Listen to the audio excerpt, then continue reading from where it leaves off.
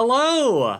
Welcome to the Improv and D&D channel. I'm very excited, so very excited to bring to y'all once again some exciting flabbergasted action. Of course, this is a TTRPG made by the Wanderer's Tome, Fleur and Chelsea, who have been absolutely incredible. Y'all should definitely check it out. But as we get into it, before we get into the game proper, why don't we introduce everyone to our wonderful cast? So, for each of y'all, could I get your name, your pronouns, anything you have to promote, and then your character name, your character pronouns, and maybe a quick little blurb about what your character is all about. Let's start with Kaylee with Henry on deck. Hello, yes. I'm Kaylee. My pronouns are she, they. I work for a company called Mastermind Adventures, which is a bunch. We just added a whole bunch of new people. Professional game masters for all sorts of games, from D&D to, I think we're getting some like Call of Cthulhu up, some other, some like Monster of the Week, I believe is coming, if not already. So all sorts of professionally run games.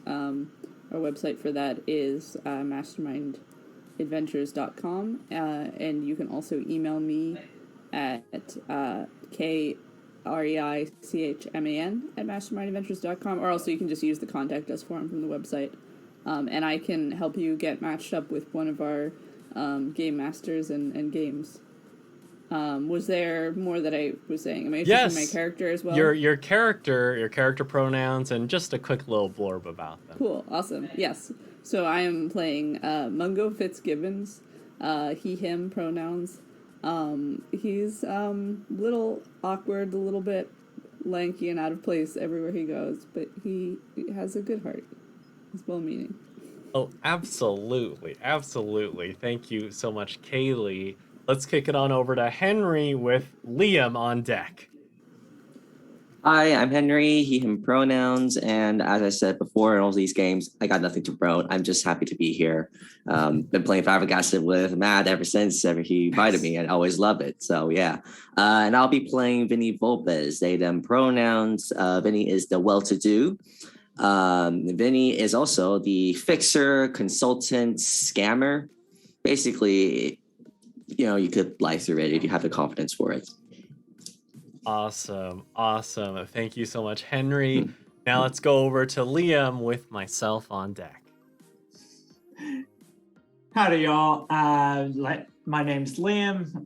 You can find me on my Twitch channel at A Geek of One's Own, where I run a bunch of TTRPGs, mostly indie stuff or less known stuff. So if you're into this kind of vibe, definitely come check me out, because there's definitely more of that over there.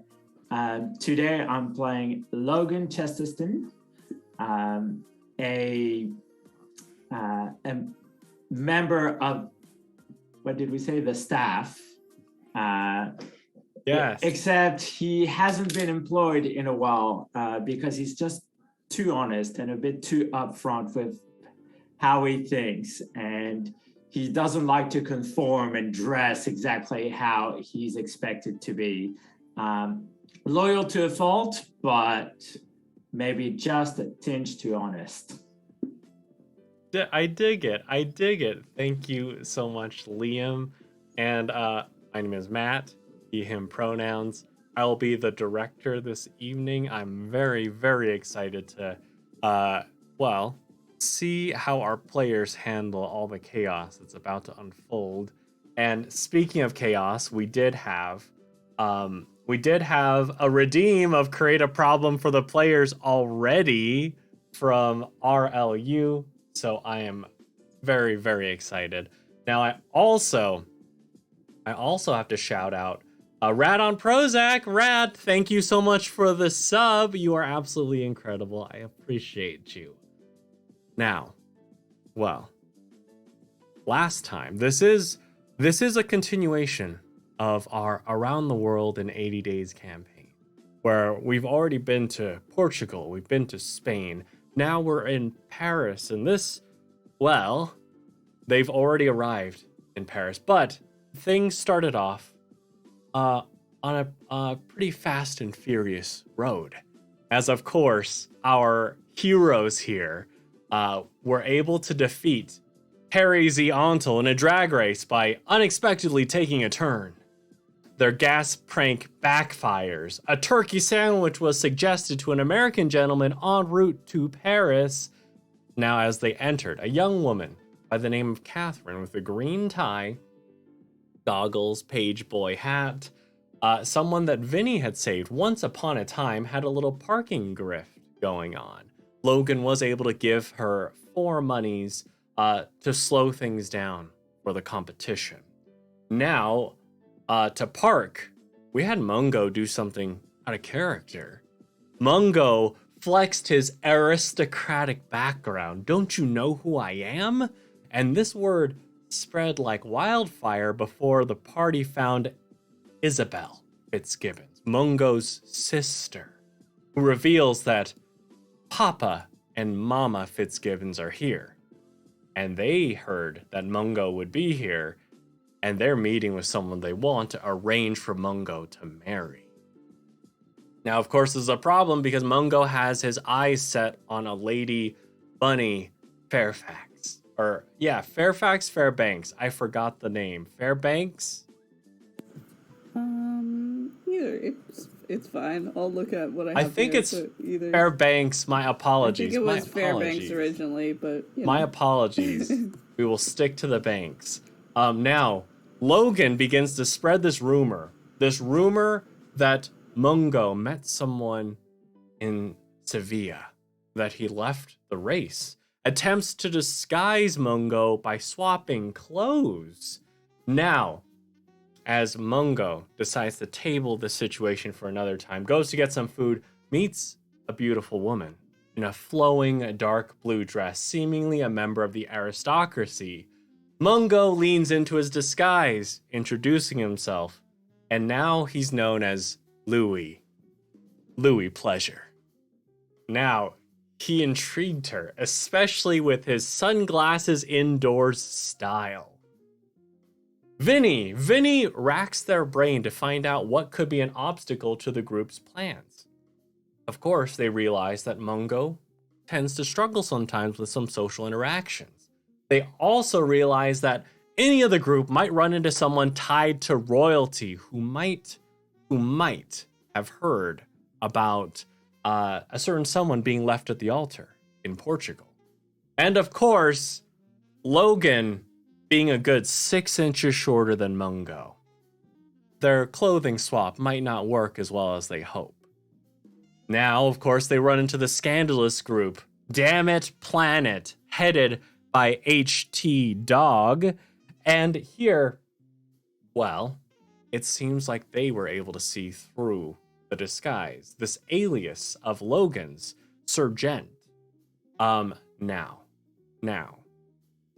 they were playing along, but they continued to interrogate, and they seem to have a bit of a shit-eating grin as they hear that Mungo found love in Sevilla with Bunny? Juicy gossip. Now, Vinny, keeping an eye out, sees HT Dog heading straight for said Bunny. Bunny is here, when she should be in Sevilla, at least according to the lie. Now, Logan also spots Papa and Mama Fitzgibbons, and they're laughing. They're laughing with a rival competitor, Rosalind, from A Null Globe. Now, Mungo, whilst eating, runs back into that beautiful woman with the flowing dark blue dress. She seems to be intrigued, as everyone fawns over her, but this Louis Pleasure is different. As Mungo tries to focus on the Marquis, who's about to speak, she moves right next to him, their elbows gently touching, a small spark between the two of them. Vinny springs into action, convincing the Majordomo to kick out HT Dog before Bunny is alerted about the lie. They are able to get Bunny away, inform her about the situation, averting disaster. and the Marquis Yanis, gift of God himself, declares that everyone must impress the guests. The aristocracy have all been given checklists, little checklists that each group will be judged according. And I'm gonna swap over to a little screen where everyone will be able to see said checklists. Now, Logan, being disguised as an aristocrat, is able to secure a checklist. The gorgeous woman next to Mungo also gets a checklist and begins to write down the deets of our very own Mungo and our club. When all of a sudden, there's yelling. There's a commotion. The Marquis returns to the stage and reveals a card. And of course, this card I'll pull up right now. This is the calling card of Le Léopard Citron Vert. The lime leopard has struck. Something's been stolen. Aristocrats must be impressed. Mungo's parents are on the prowl. Rival groups have information. What do we do now? So, with that recap, well, there's a commotion. The aristocrats have their checklists. Let me start. Well, why don't I start with Logan? Logan, you have a checklist. You've got a checklist. And it seems that you have plenty. You have information. How are you going to approach this? What are you going to do right now? There's spots for 4 groups on said checklist. So, what are you going to do? Where are you going to go? What is your plan of attack? So if you're asking me whether I want to give ourselves a really good scoring and other people a really bad scoring, yes, that will likely happen at some point in time. But for now, I feel like I really need to regroup. I need to spot Vinny and Mungo, or Louis Pleasure. And I feel like me as sergeant, I feel like I need to speak to this very promising group of people to be impressed by them. So I'm going to look for them and try to get back to them. Excellent. And here, as you're on your way, well, it's time to make good on that problem that RLU redeemed. So, the first thing, as you are dressed like Mungo right now, as you try to disguise, to swap identities in effect, someone does begin walking towards you. And it is none other than Rosalind from A Null Globe. And she comes up and says, Mungo, it's great to see you. I have just had the most delightful conversation with your parents. They are very excited to know that you are actually here. I think Logan is gonna roll with it. So he's going to try to do his best Mungo impression and be like, my parents, they're here. I suppose I must go to them. Please, could you escort me? Could you escort me to them? I've been meaning to speak to them. I'm dreadfully lost and confused. Me, Mungo. Yes, of course. I would love to. And she begins leading the way towards Papa and Mama Fitzgibbons. And you know, well, in this case, Rosalind might not know you very well, might not know Mungo that well. but you would suspect that I might need you to make a pretty good roll to see if Mungo's parents don't recognize you, or at least recognize who should be their son. No. My intention here is that Rosalind introduces me or like goes, look, I found your son. And then for the parents to look at me and be like, that's not our son. Okay. Like, I want her to look stupid by going like, I found your son. And then they look at me and they obviously recognize their son. And they're going to be like, that's not our son. Like, who are you? And hopefully that's going to get some ticks down on their list. Excellent.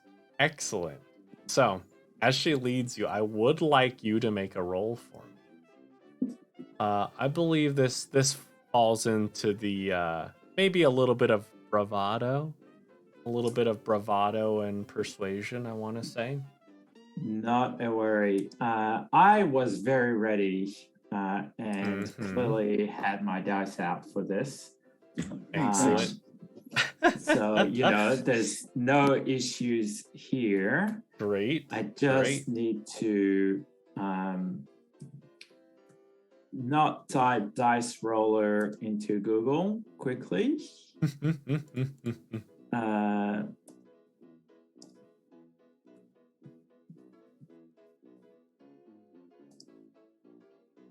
And for this, I am rolling bravado and persuasion. Yes. All right. And roll. That's one success. Okay. Success is six and 5, right? Not 4. Correct. Yeah. Correct. So. One success. All right. So, you make your way over. And, as of course, Papa and Mama Fitzgibbons lay their eyes upon you, you'd note that, Mama Fitzgibbons looks a little bit confused, a little bit unsure. But Papa Fitzgibbons has had a little bit to drink. And he says, "Oh, Mungo, it's good to see you again. How are you doing?"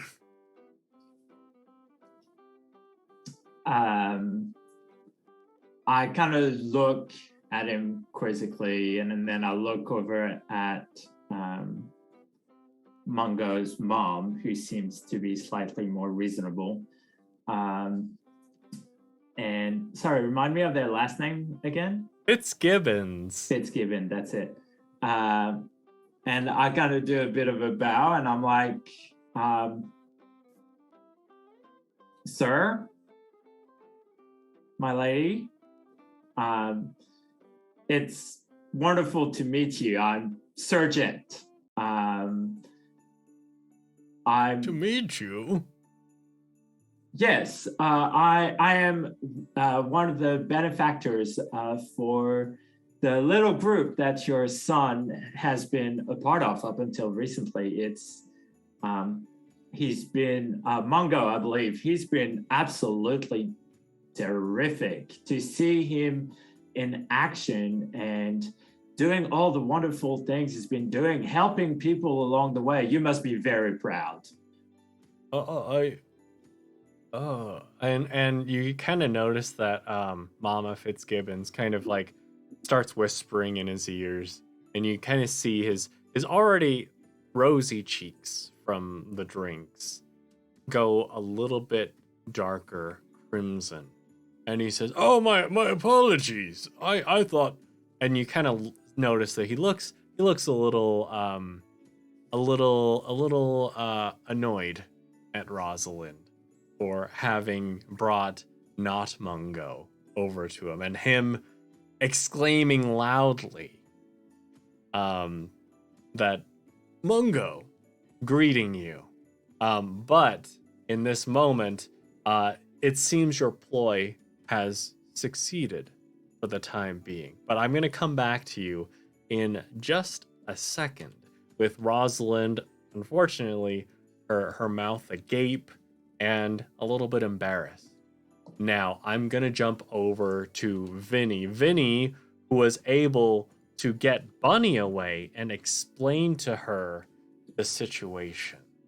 So, Vinny, is there anything you would like to tell Bunny, to have Bunny do in the meantime, or what's your plan? What would you like to do? Okay. So currently things are unraveling fast. The rumor that we set in motion is going quickly unraveling. So we need to do something quick.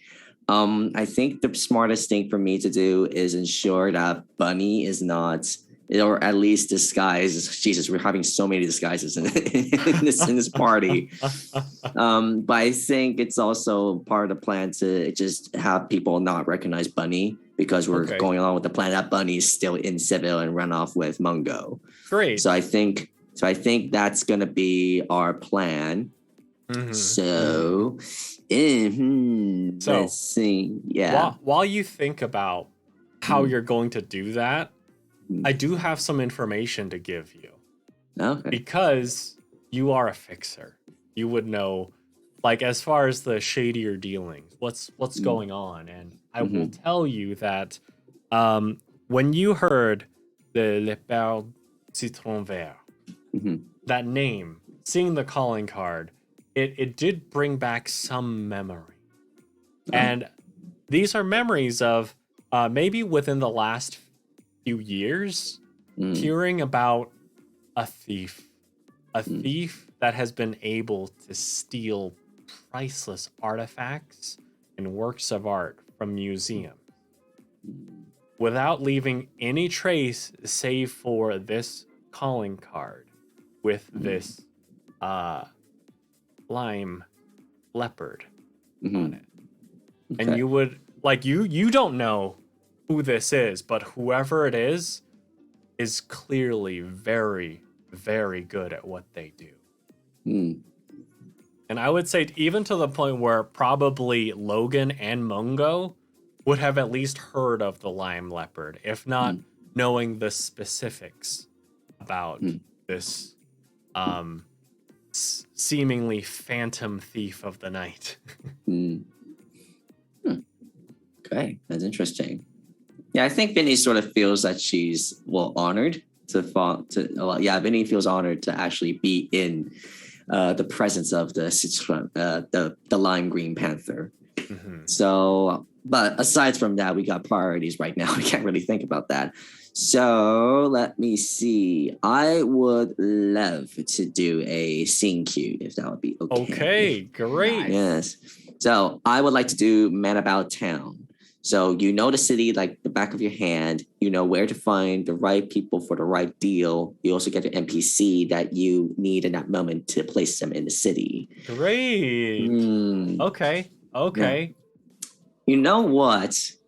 I would love to go back to Catherine, if that would be. I would definitely know what little Catherine that I met earlier in the day. Yeah. If she's doing like the parking deal, she surely has done something else. Right. In terms of like how to also get people out of problems or know someone at least. Yeah. Yeah. Absolutely. So Sure. in this case, I will say that using that scene cue, you would likely be able to find her back at that parking structure, or at the very least, if not her directly, someone associated with her. Because as far as this grift goes, there would likely still be some late comers who still need parking. Okay. So I think I just take Bunny along. I think we just like sort of slip out of the party and just try to find Catherine, like doing the parking deal. Excellent. Okay. So in this case, you are able to slip out with Bunny in tow. And you're able to find Catherine at this point has like a big bulging bag now.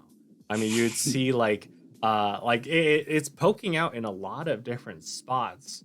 I'd say it's almost more akin to like Santa Claus's sack. She's been able to get such a great haul, but she says, well, initially she sees Bunny, and you can sense that she's keeping on the air. Not sure if this is a con you're pulling, or if you're coming to her as Vinny. And so she'll say, she hasn't recognized me yet, right? She doesn't. I remember like she just did not recognize me at all the first time I met. Okay, right. Cool. Yeah. So she'll say, "Oh, you're here out early. Do you need your vehicle?" I think Vinny wants to mess with Kat at this point. Maybe just say something like, "Yeah, that's a lot of parking tickets you have there, kid." Yes. Well, there's a full competition here, and of course I need to make sure to keep everything nice and organized. People need to get their cars. Yeah, usually there'll be a team around to do all this stuff. It's so weird to just have one person do it. Oh, I'm very good at my job. Oh. Would be a shame if someone were to call you on that, huh? Oh, well, whatever do you mean? I'm just messing with you, Catherine. Vinny? Hello. Oh, it's good to see you. What are you and she'll kind of like look to Bunny, look back to you and say, "Good job." No. We're not. She belongs to someone else. But yeah. Well, I mean, we'll catch up later. I kind of have a favor I want to ask of you. Do you have anywhere or know anyone who could disguise this lovely woman into someone else, or at least, I don't know, keep her in your safe being to just be out here? I don't know. Yes, I actually have I know someone who would be perfect. They're very good at this sort of thing. So it might take a moment to find them. That's fair. That's honestly very fair. I was actually going to meet up with them at the catacombs. Oh. Yes. I think I just kind of look at Bunny and just be like, well, it's not like every day you get to just see the catacombs in France. Yes. It seemed like with everything going on, it would be maybe lower on the ranks of attractions. Oh, trust me, it's not that bad. It's good part of history too. Right. So, yes, I hesitate to say the name right now, but if you want, I could take her there when I bring my my tickets down there, or you could take her if you'd like. Either way. Yeah, I could take it down there. All right. Great. Yeah. Great. Yeah. Oh, and by the way, I don't know if you heard, but the Lion Panther has come back and has shown his presence at the museum. Oh, the lime leopard? The lime leopard, yeah. Yes, it's exciting, isn't it? Indeed. Do you know anything of the lime leopard, about its whereabouts? I don't know how long you've been doing this job, Catherine. I mean, we need to catch up sometime soon, but right. Yeah, right. But honestly, I have a thing going on, so I understand.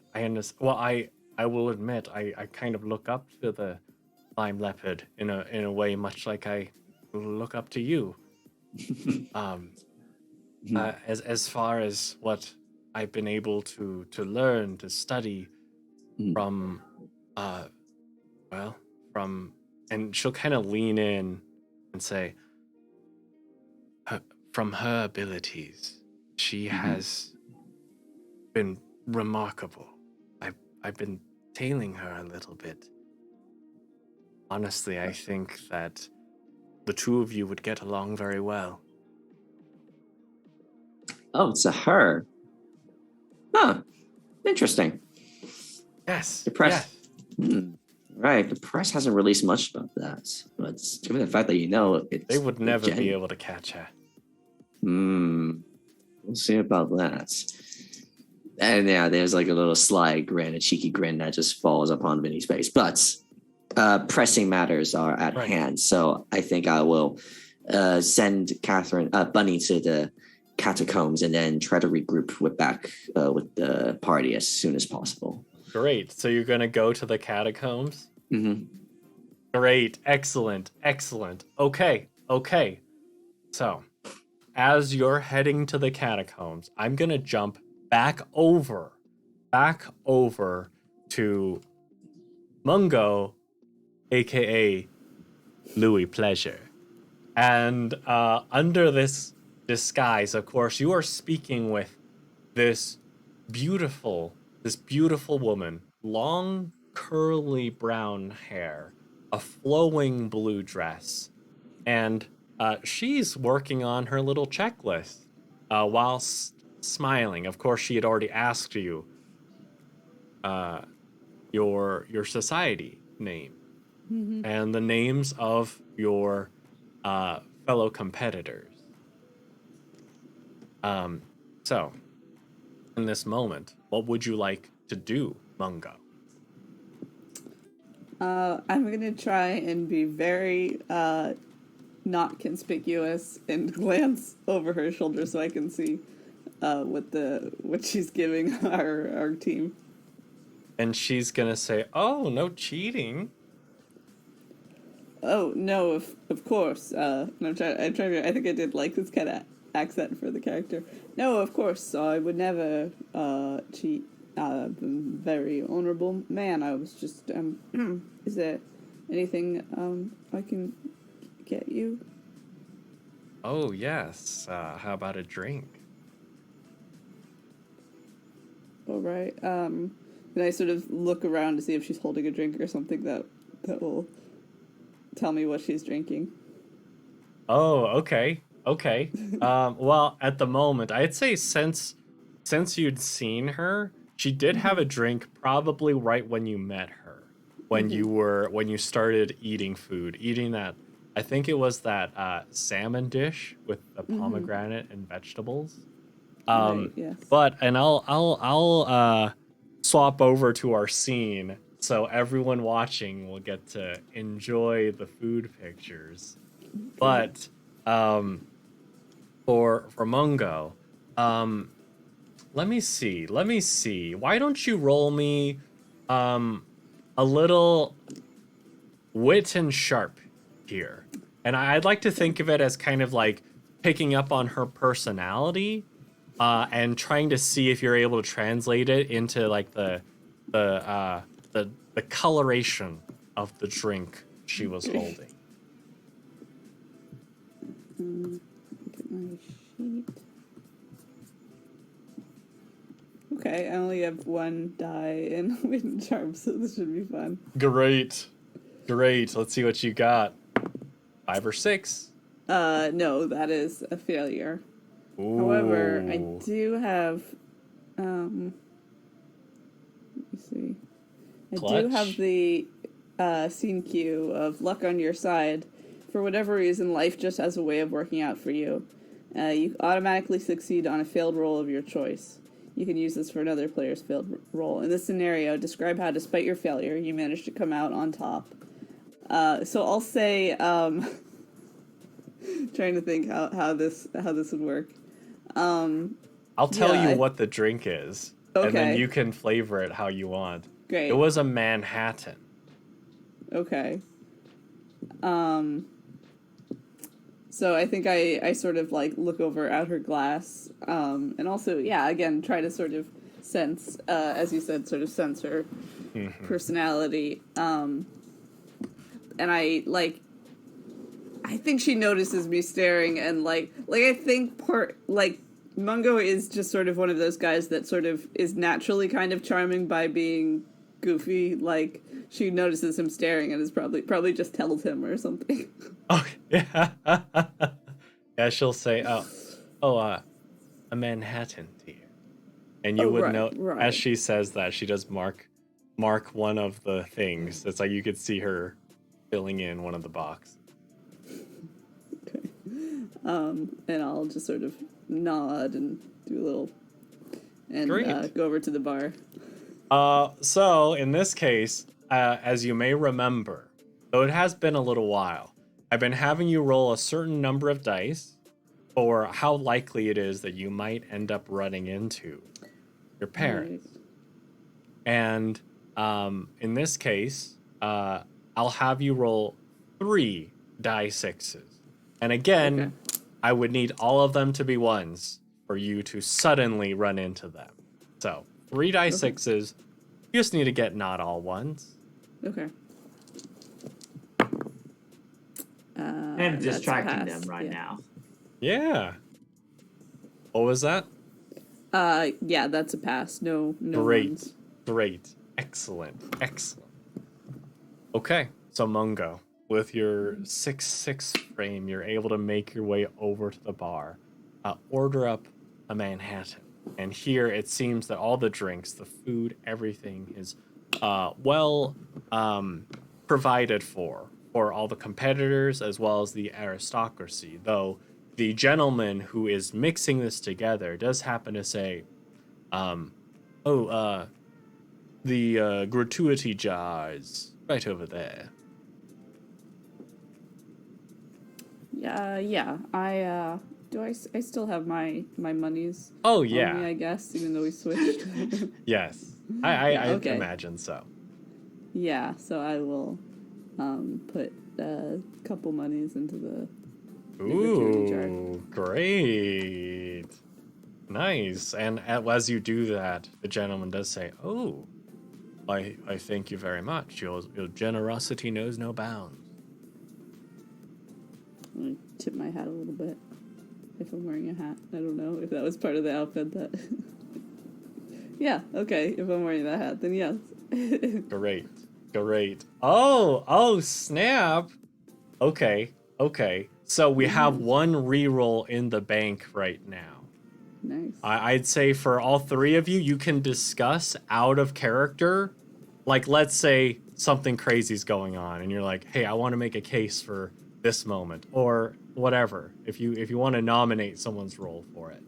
But we have one in the bank right now. But you're able to make your way back over to this woman who I'm not sure if you know her name yet. I was wondering that, yeah. Great. And she will gladly take said drink and say, "Oh, none for you? Or did you want to share?" Oh, and Mungo's ears go bright pink. I just meant no. It's sort of I forgot to. It's fine. I'm fine. It's okay. I don't have cooties. No, of course not. No, nor would I ever think you capable of, or not. You'd be capable. I mean, if you wanted to have them, I think you could have them, but you don't. And she just kind of smirks, and you note that she fills in another one of the marks on the sheet. And she says, "So, tell me, Mr. Pleasure, how does a gentleman like you get a hold of a name like that?" Oh, it's a family name. I think it's maybe French, but not. I mean, we're not French, but I think originally, perhaps, maybe someone was. I don't speak French. Oh, okay. I mean, a few words here and there, just nothing fluent. So good genes. Yes, I suppose so. I mean, Alright. personally, I prefer, something a bit more formal than jeans, but I'm so Ah. And you know, she does kind of laugh at this. And you would also notice that there are other gentlemen in the area who they're like looking at you. You're being watched by quite a few gentlemen and some ladies who are looking at you with scathing jealousy. And the fact that, I mean, this woman who has been so sought after by so many people here since she's been circulating, um, and you're the only one who's been able to not only capture her attention, but make her laugh. So, I'm going to come back to you in a second. Consider what you might want to do, where you might want to go next. But we will go to Logan. Logan, you, of course, have been able to successfully execute your ploy of embarrassing Rosalind, as she thought she was bringing Mungo back to his parents.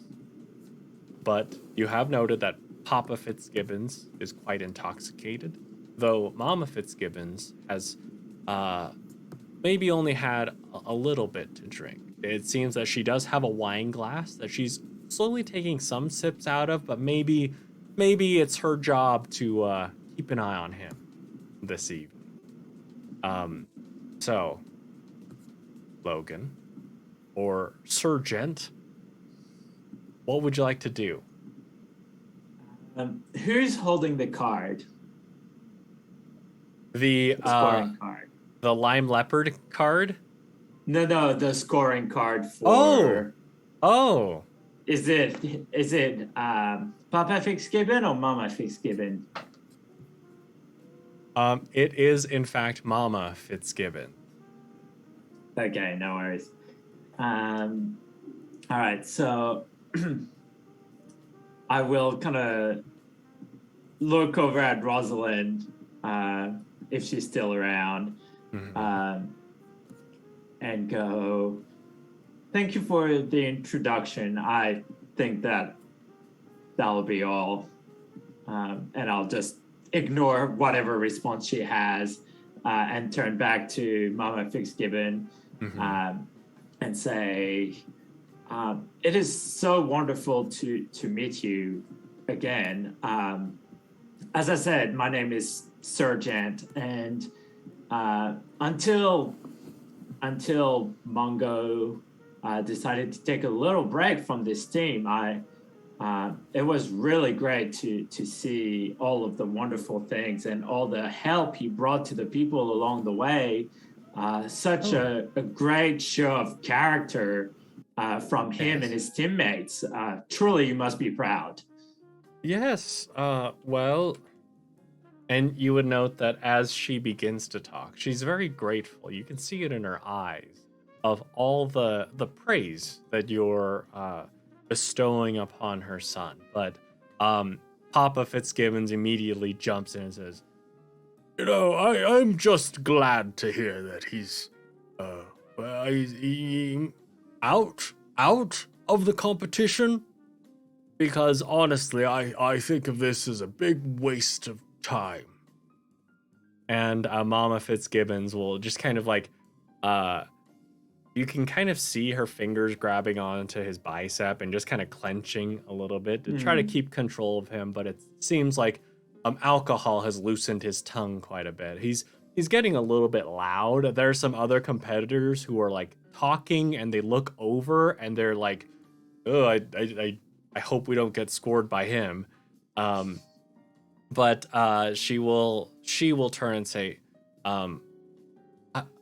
thank you so much for saying such kind words about our son. We really hoped that he would be here because we only want the best for him.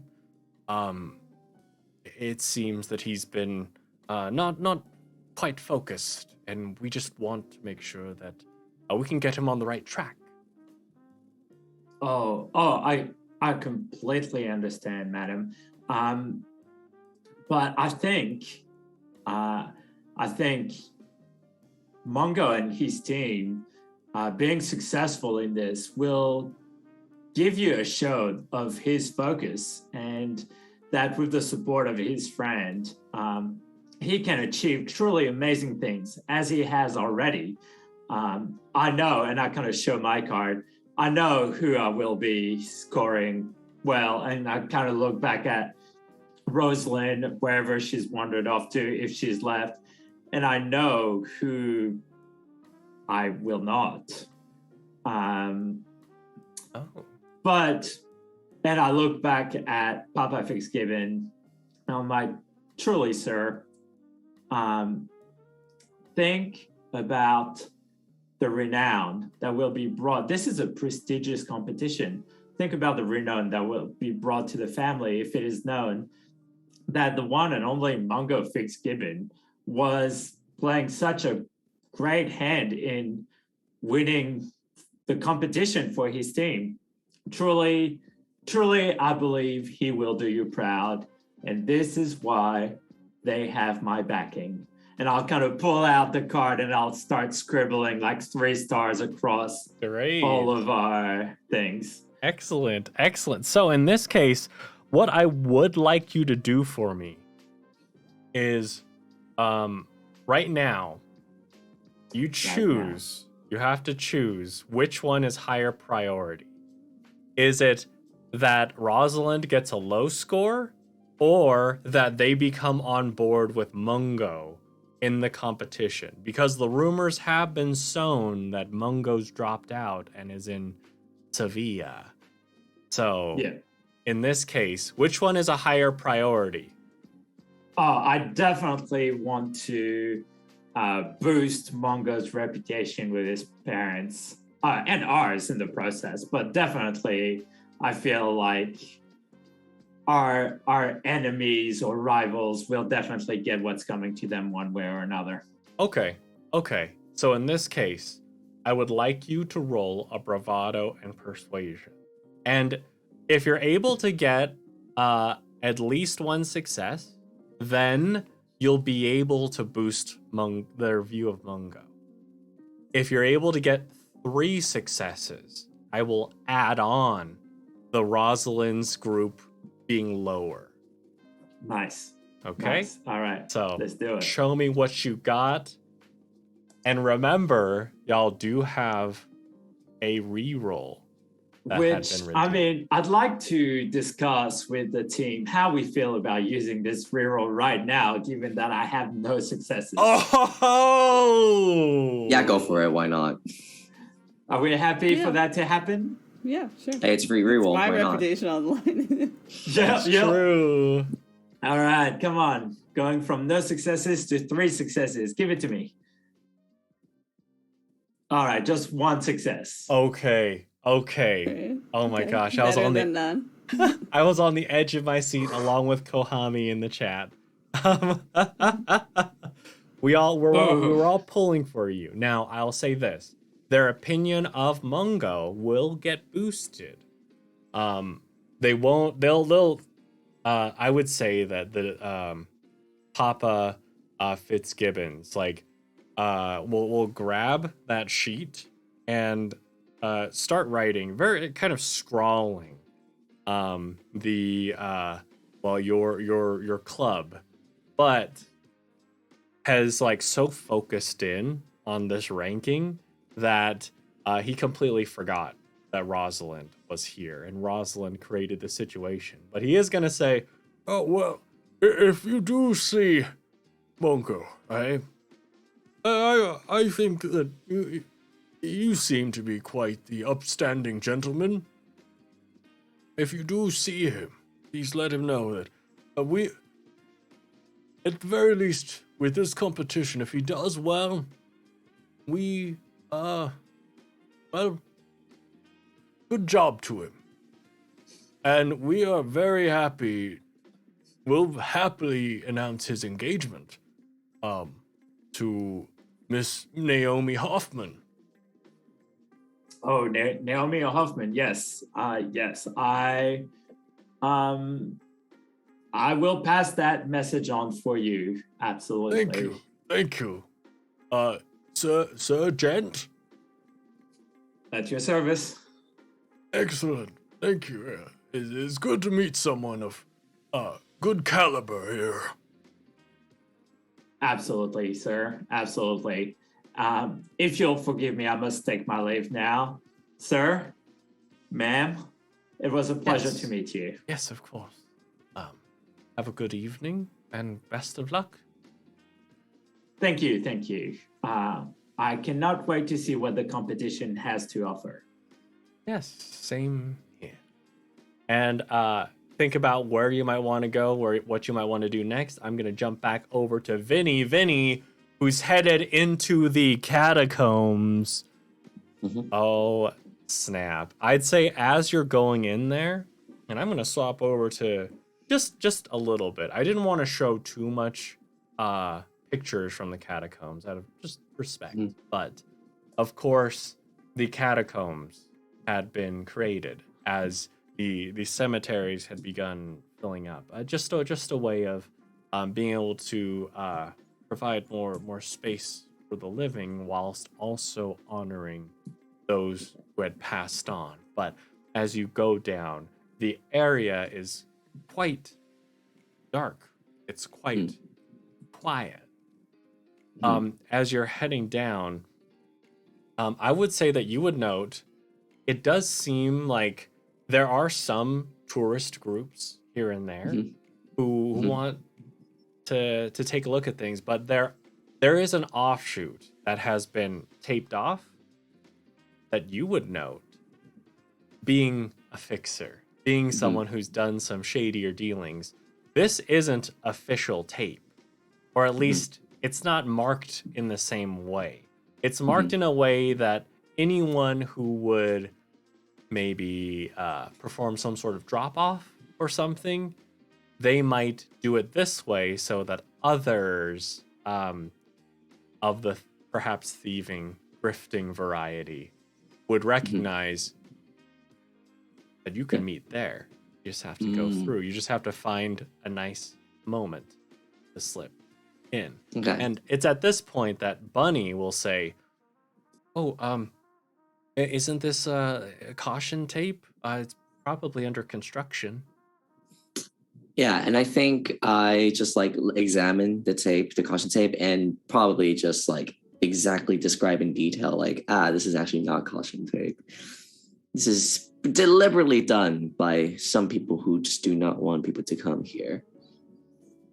I think we could, I think we could slip through here without anyone here noticing. I see. Yes. Well, thank you. Yeah. The more you learn about the tools of the trade, who knows? It might be useful for you sometime in the future. And I think I just like slipped the tape, and but I assume Bunny will follow suit as well. Oh, absolutely. Okay, sure. After the explanation, she immediately follows suit. And here,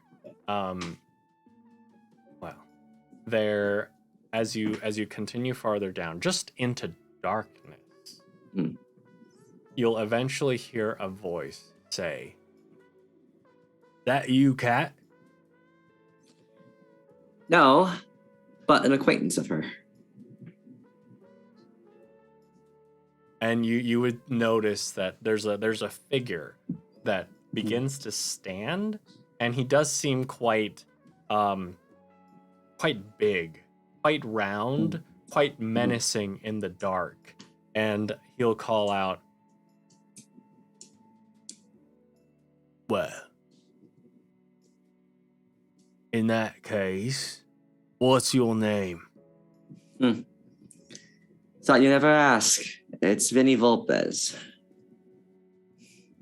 Oh.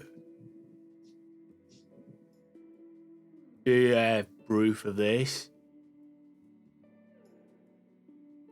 Sorry, what? I can't really understand you. Do you the have accent. proof of this? Proof of this? Yeah, anyone can go around saying they're somebody. You want my calling card? I just like throw him, like sort of like do like the fancy flick of the card towards him. Great.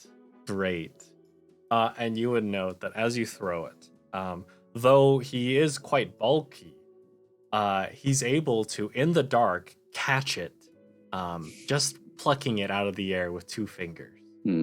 And immediately strikes a match across his fingernail. And you see in the light that he has dirty spectacles on. He's bald up top, save for maybe just a few light hairs. He has a big, full brown beard, and he's looking up to your calling card, and he says, "We'll all be damned." Ugh. And he'll blow out the match and say, "So, what are you doing here? Something happened to Cat?" No, actually, Kat's specifically referred to you, since she said that you might be able to help with a problem. Oh. What sort of problem are you talking about? Well, and I just like gesture to Bunny. It's like, this young lady needs to go on the down low for a little while, perhaps disguising her as someone else. She is attending a party, but we can't have her recognized as who she is. You want me to rough her up a little bit? No, oh no, not like rough. Like, I don't know your definition of roughing her up. I don't know if that's a different thing in French or something else, but just sort of disguise her up. Either you have any other garments on it, or just like, change up the hair. Don't punch her in the face, please. Like, she needs to be presentable for one of my companions. He's absolutely in love with her. All right. Yeah. And in this case, why don't you roll me a little creativity and passion? And I'm going to say this roll determines what he might have on hand down here. And see if he happens to have something that might be presentable at a party or not. Well, I only have one of that, so we'll see what happens. Let's see. Crossed. It's 5. Okay. So he is able to secure a. In this case, I would say it's a. It's a dress that. It's a little bit big. On Bunny. This is a. It's I'd say more business formal than like a ball gown, but it will do the job, and it does look quite a bit different from what she's currently wearing. In this case, it's a I want to say the color is, I'm struggling with it, maroon, like a deep red. But this does seem like it would be a suitable substitute, though. He does say, well, I might have some tools if you want to like make it up a little bit, if you've got those skills. I've heard you've got quite a few skills, Vinny. Well, I'm sure Catherine has said quite a lot of things about me. Speaking of, and I'm flattered about that. Although, do answer me this. Why did Catherine start to become a grifter? I mean, she was a daughter of the bakery. What happened to her parents? I don't know if that's personal or if you don't know. You don't need to answer me if you don't want to. I'm just curious. Why don't you roll a little bravado and persuasion for me? All right, at least I got more than that. Yeah. Okay.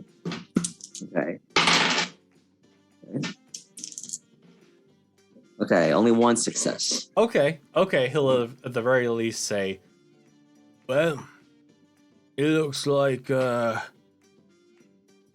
you probably haven't talked to her in quite a while, have you? No, I haven't. ever since the last time I helped her, I've just been, I mean, that was my first job too. And ever since then, I've just been on the road, honing my skills. Right. Well, every time she talks about you a lot. She talks about how you saved her and how she wishes that she could do the same thing for someone. And I think that's a beautiful thing, ain't it? Yeah, that's true. Yeah. I just hope that she doesn't get, if she does get in trouble, she doesn't, drag her family down with her. They're a good bunch. So. Right. She don't talk about her family that much, though. Oh. Interesting. Okay, then I think with that, I think I turned to Bunny, just like, so, Bunny, how's the new glow up? What do you think about this? I'm so sorry I gotta put through this, but you okay with this? Yes. If it'll make things easier for Mungo, I'll do anything. Honestly, Mungo doesn't deserve you. That's all I have to say. All right, so let's be on our way back to the party. Great. As you start to head back, we're gonna go back to. And I think I have to say, then so long, Monsieur. Oh, I'd rather not say my name. Not right now. Fair enough. All right. Then au revoir, Monsieur. And I just we take our leave. Au revoir.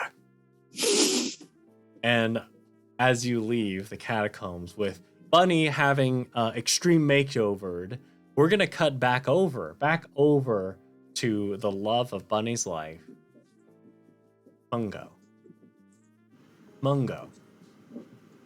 What are you gonna do? Where would you like to go? What are you thinking right now? Yeah, I just want to clarify. Does Mungo know that Bunny was here, or he never saw her?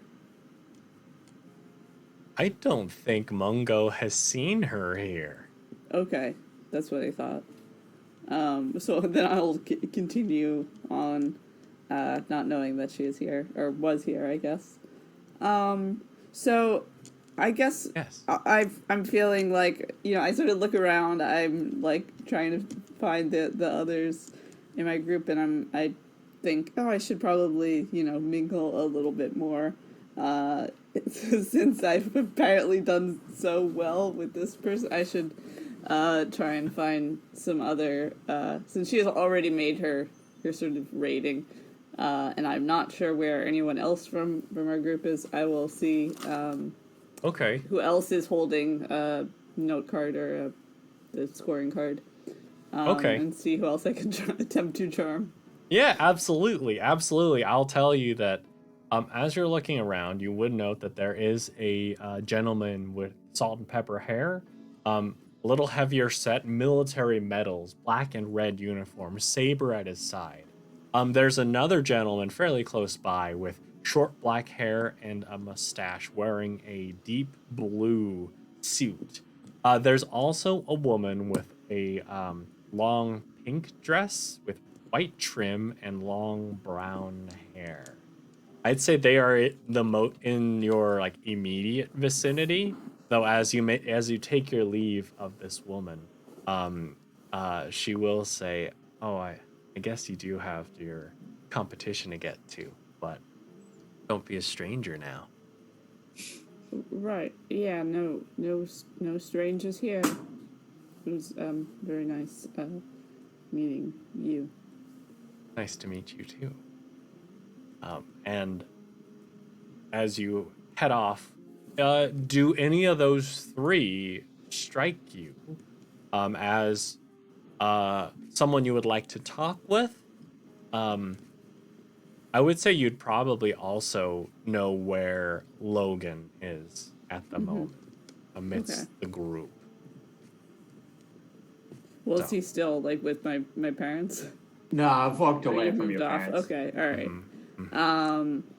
Okay, cool. Yeah, I think the first gentleman sounded a little bit intimidating for Mungo. Okay. Similar to his father. The woman, Mungo traditionally is not great with the fairer sex, although maybe he's improving. I'm gonna for the second man with the mustache. Great. Okay. So, this gentleman stands alone. He has a drink. And like as he goes to take it, he's drinking it very quickly. But he still maintains his composure. And as you step up, how might you make your greeting? Yeah, I sort of tip my hat a little bit. Again, it's sort of interesting because I don't think, I think Mungo is used to being a peer of these sort of people, and now he sort of like has to show a little bit more respect to anyone who's more well dressed than he is. So he just sort of tips his hat and says, good day. Oh, good day. Though, in the grand scheme of things, all days are relatively the same. Yeah, I suppose, some people might think that way. But, have hope. It doesn't matter what we think. It is the objective truth. Right, yeah. Objective truth. Yes. The real thingamy. Right. You are a competitor? Yeah, here with my team. In this useless journey around the world? I mean, it's a bit of fun, I think, but, you're entitled to your opinions, obviously. Yeah. Wanted to judge someone that's like your father. You ran into someone with the exact views of your father. Great. Yeah, Mungo just like sweating now. Excellent. Well, why don't you tell me, why are you engaging in this trivial pursuit? Right. Hey, that's a good name for the game. Anyway, well, I just, it's a bit of fun, and I suppose I've spent so much of my life just being told what to do and where to go and who to marry, and it's sort of a bit of freedom.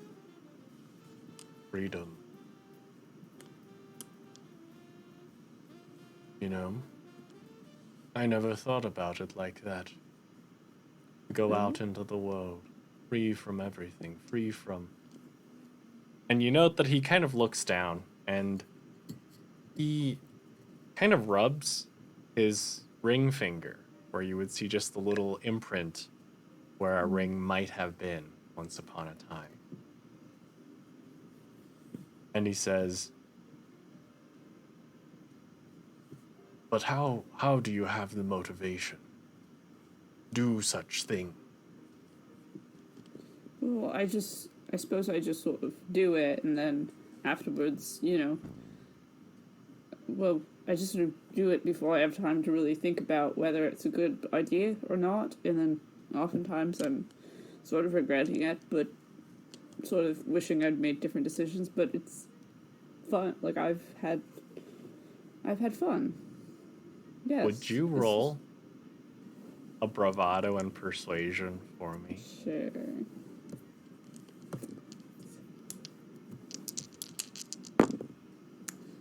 That's 2 successes. 2 successes. All right. So as you say that, you can kind of see this at this point. He turns to eyes. He has bags under his eyes. He looks tired. He looks quite sad, quite dour. But he makes eye contact with you, and you see just this visceral emotion in his eyes. And this is the point where we're going to go on break. So, we're going to break for about 10 minutes, y'all. Thank y'all so much for tuning in. And when we come back, we will find out what happens. Are they able to impress the aristocrats? What's going on with everyone else? Catacombs? Madness. The lime leopard? Madness. But stay tuned. We'll be back in about 10 minutes. Bye.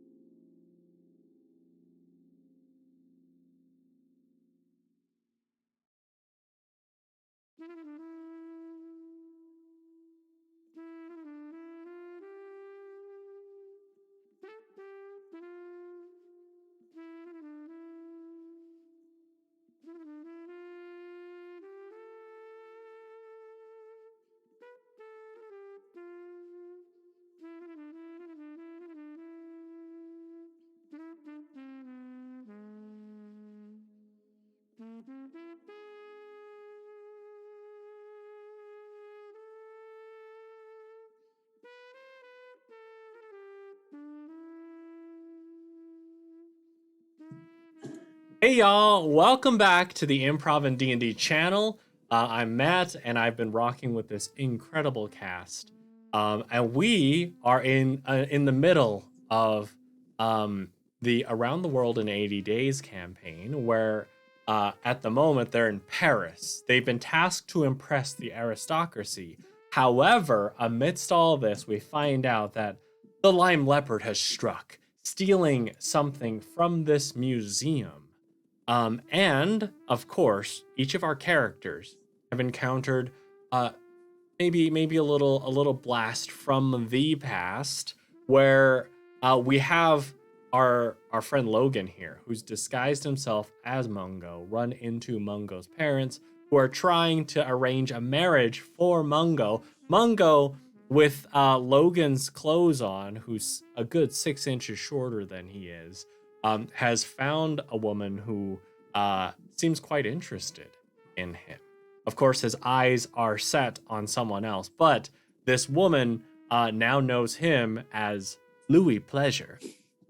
Now, said woman that Mungo is interested in, Bunny, was spirited away by Vinny to get a disguise going, because, of course, the ruse is that Bunny and Mungo are not supposed to be here. They are supposed to be in Sevilla. And Vinny, of course, was able to do that by meeting up with an old friend who Vinny saved once upon a time. And this old friend was able to direct them to the catacombs of Paris, where they were able to get the disguise, get a little made up, and are coming back not looking like Bunny Fairbanks. But as we pick things back up, as the crew is trying desperately to oh my gosh, thank you so much for the bits, Chaos Ensue 22. You're amazing. Holy crap. As our crew is trying to impress everyone, of course, we have Mungo, who is talking with this gentleman who seems so sad. He's got such a bleak outlook on life, but Mungo has expressed that the desire to go around the world, the freedom from it, seems to have gone through to this gentleman with 2 successes. This gentleman looks with deep emotion in your eyes and says, "You remind me a lot of my late wife.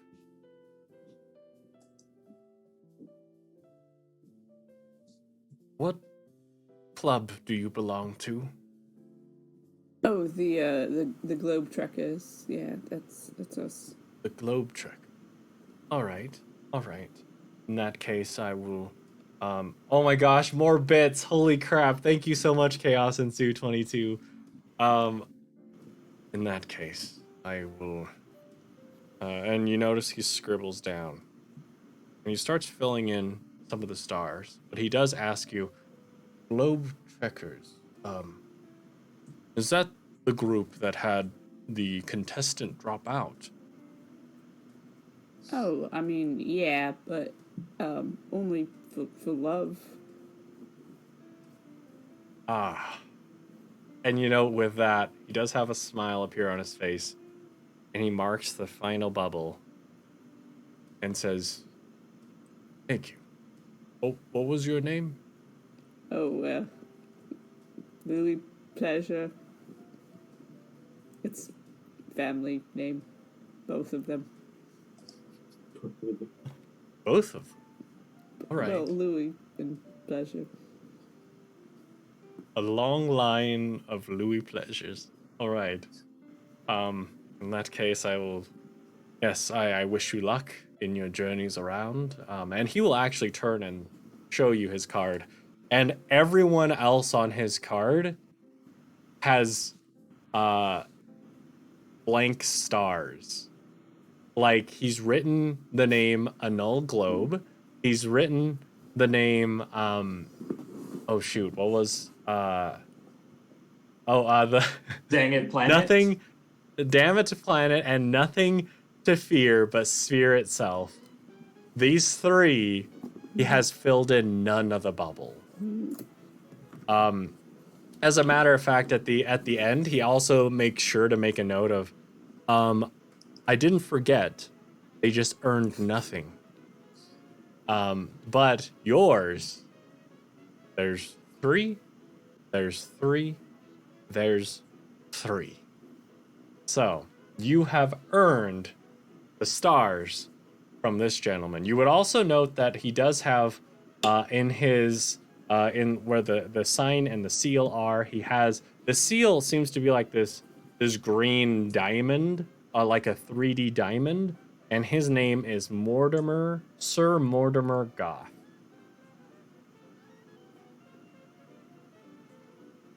So, with one success, I would love for you to consider where you would like to go next, what you would like to do next, as I go back over to Logan Chesterton. At this point, what is your goal? I think Logan Chesterton, as under the disguise of Sir Gent right now, is going to safe to assume the people you've described before for Mungo are still available for me to go and say hi to. Yeah. I'll also add that there may be one or two people who might recognize, since you've set up your disguise as in Mungo fashion. There might be one or two who know who Mungo is and might have the same sort of misunderstandings as Rosalind had. Fine by me. I know I can spin it. Great. Perfect. All right. I'm going to go, I think, towards the military man. I will give you two more options. Oh, in addition. Go on. Based on where you are, like maybe you've kept a little bit of an eye on Mungo, but you would also see, in addition to the military man, as well as the woman with the long brown hair and the long pink dress with white trim, you would also see a woman, quite stately woman, with long curly red hair and a yellow dress. There's also a younger woman with a big, clean brown jacket, but you'd immediately notice that she has jeans that are a little dirty, as well as a white shirt under said jacket that's also a little dirty. She has long, blonde hair. So you have, I'd say at this point, 4, maybe 5, if you want to go talk to the person who Mungo was kind of rubbing elbows with? Mm. The lady with the jacket and the jeans and all that, like, Yes. is she still very much aristocracy? Does she have one of the scoring cards? She does have one of those scoring cards, though her manner of dress might not suggest it. She is talking with some other aristocrats that don't have scoring cards, but she seems to be holding court amongst them. No worries. Well, I mean, I don't want to intrude. Obviously, my training comes back in, and I don't want to be unpolite. So I definitely wait for an opening. But I think I'm going to go and speak to the lady that isn't dressed like most would expect. Great.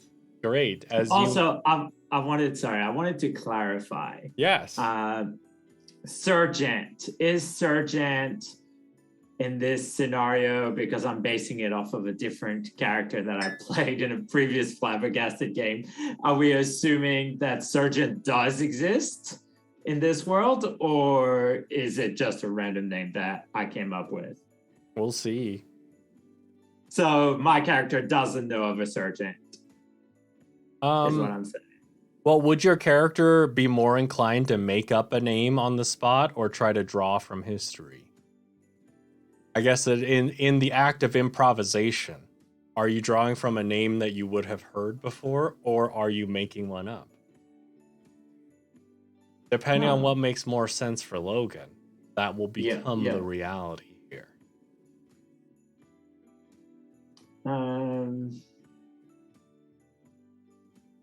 I think I'm just going to roll it off. I do have a lot of wit and sharp.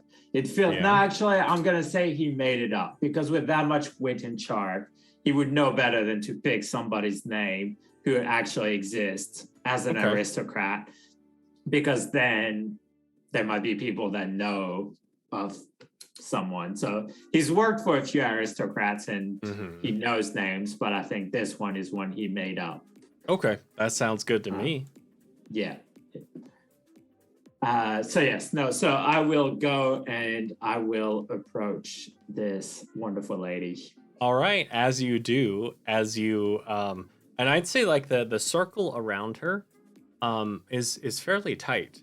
So, are you the type to like wait alongside her outside the circle, or are you gonna bust right in there? I think I'm just gonna hover for a bit, and then when I see that, there are the people that are around her kind of aren't moving, I think I'm gonna do the busting in thing. Great. Not rudely. I'm not gonna be like bugger off peasants. Yeah. But I think I'm definitely gonna walk in very confident and be like, sounds like a culture and etiquette for me. Well, the opposite. Let's see. See if you're able to find the right time. That's a 6. Nice. Okay, yeah, you're able to find just the right moment. Maybe one person just happens to be like, I'm gonna go get a drink real quick, and you would note that they actually intentionally ask her, would you like anything? And she'll very politely decline. But as you come on in, she greets you with a very big smile and says, "Hi there. It's good to make your acquaintance." Sergeant, ma'am. Nice to meet you too. Nice to meet you. You can call me Miss Varney. Miss Varney, it's always a pleasure. How are you doing on this wonderful day? It's not really my scene, but I gotta say the food's good, the drink's good, so can't complain. And so many adventurers about, so many brave people doing so many amazing things. Have you got to meet some of the competitors? Yeah, I've been able to meet quite a few. The ones from, what was it, Damn It Planet? They seem pretty interesting. Interesting bunch, yes. Right. they do seem to limit their horizons, it seems. Damn it, planet? What do Oh you no, mean? I'm thinking of Nothing to Fear but Sphere itself. Oh, Sorry. right. Those I guys heard seem to about have a them. very limited view of the world, Right. where they could just keep going around. They seem fit to find an end to things. Right. Yeah. Yeah. Well, I mean, are you pulling for anyone in particular? Well, I must admit, I'm a great supporter and backer of the Globe Trekkers Society. Oh.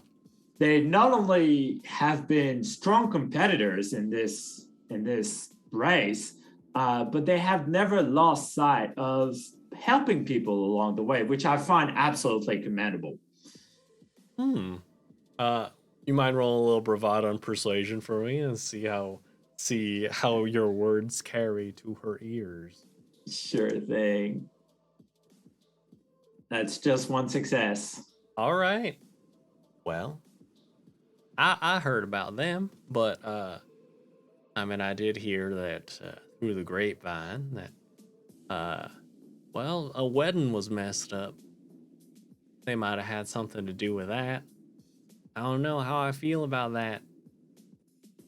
Well, the way I heard it, this wedding was to be set up against the will of the bride. And Oh, I don't know about you, but in my books, that's never something that I think a woman should be put through. I do believe, right. probably unlike many here, that a lady should be able to make her own choices.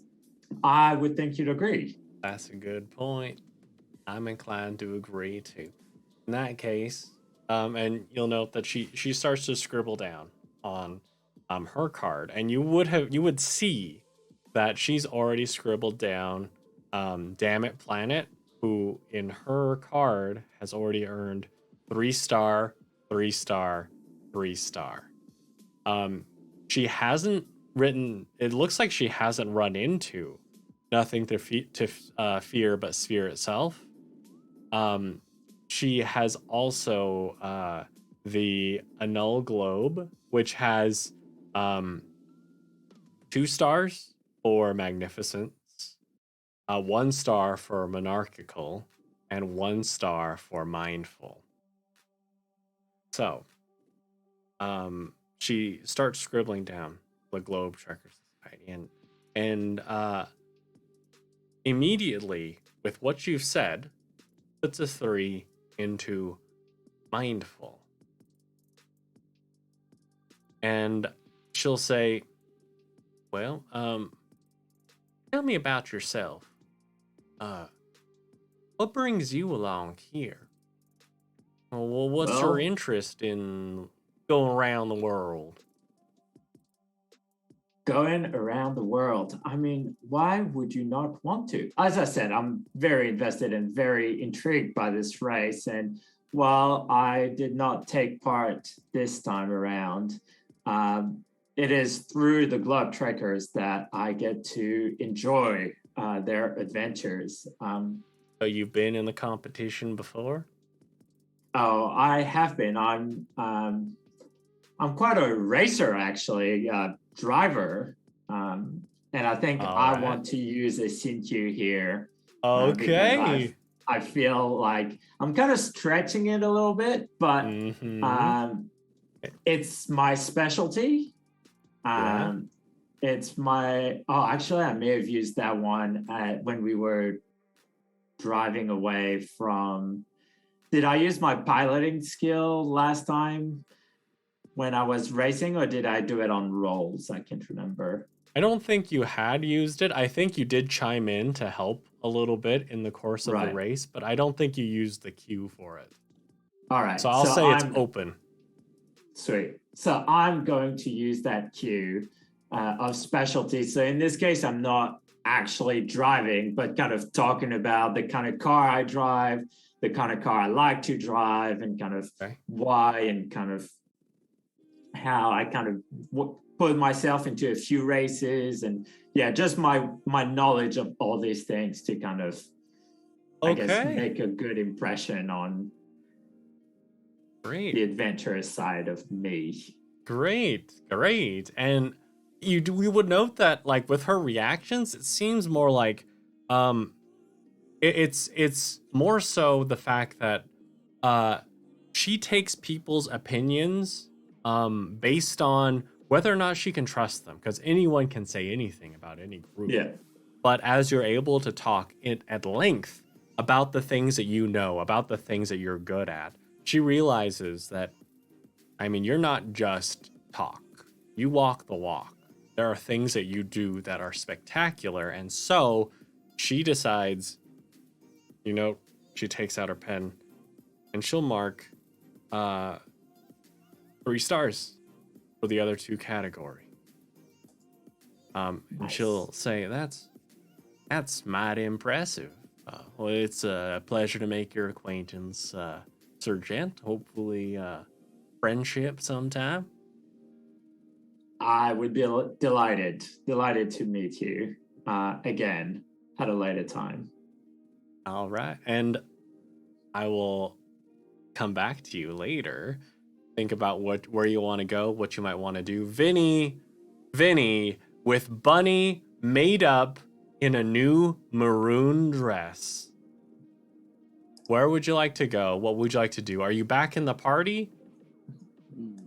I think I am going to I think I would leave Catherine first. I don't know. I think I would escort Bunny at least to the entrance of the party, and at least try to get her into the party, and then maybe once she's more acquainted, or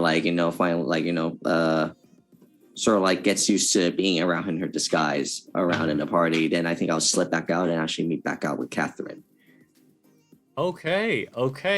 So, you are able to take Bunny back to the party. Is there? Oh yeah, and I think I'll just say, so just keep a low down, and if currently all my friends are doing their own stick, we're all doing different disguises. We're all doing a part in acting. So if you see Mungo trying to, smooch up to other people, don't worry. He still loves you a lot.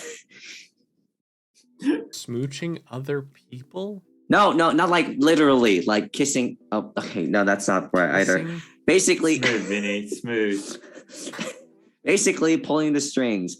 Mungo is actually really capable of actually playing the part as the aristocrat. So don't worry, he's just acting. But okay. Anyway, if you find Mungo, I'm sure he'll explain the situation to you. Okay. Yeah. Sounds good. All right. Cool. All right. And you're gonna try to go back to where Catherine is? Yeah. I'll try to go back where Catherine is. Yeah. Okay. In this case, I'm gonna do a little roll here.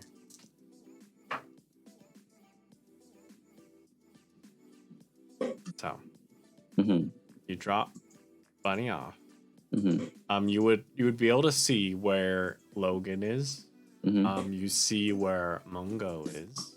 And you would also see where the Fitzgibbons are. And they are talking with the beautiful woman in the flowing dark blue dress that Mungo was speaking with earlier.